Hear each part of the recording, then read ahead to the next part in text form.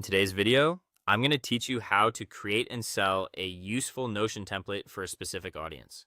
The first thing you want to do is build a template that solves a clear problem for a particular type of person. Instead of making something overly broad, focus on usefulness. For example, your template might help students organize assignments, freelancers manage clients, or content creators plan posts.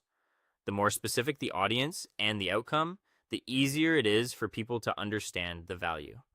As you create the template, make sure the layout is simple, practical, and easy to navigate. A good template should save time, reduce confusion, and help someone get results quickly. Once the template is built, the next step is to clean it up carefully. This is extremely important before sharing anything publicly. Go through every page and remove private information, sample content that should not be published, and anything that feels messy or unfinished. You want the final version to look polished and professional. It also helps to test the template as if you were a brand new user. Open it, click through the sections, and make sure everything works the way it should. If something is unclear, confusing, or broken, fix it before moving on. After that, create a duplicate link in Notion so other people can copy the template into their own workspace. Turn on sharing and make sure duplicate access is allowed. This step is what makes your product usable, so double check the settings. A simple mistake here can prevent customers from accessing what they paid for.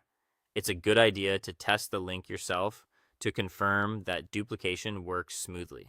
Now you're ready to create a product page. You can list the template on a platform like Gumroad, Etsy, WAP, or on your own website. Your product page should clearly present the template and make it easy for someone to understand what they're getting. Write a description that explains what the template does, who it helps, and what kind of result the buyer can expect. Keep the language clear and benefit-driven so people can quickly see why it matters.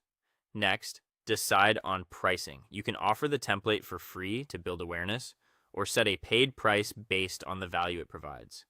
If it saves users time, helps them stay organized, or improves a workflow, that value should be reflected in the price.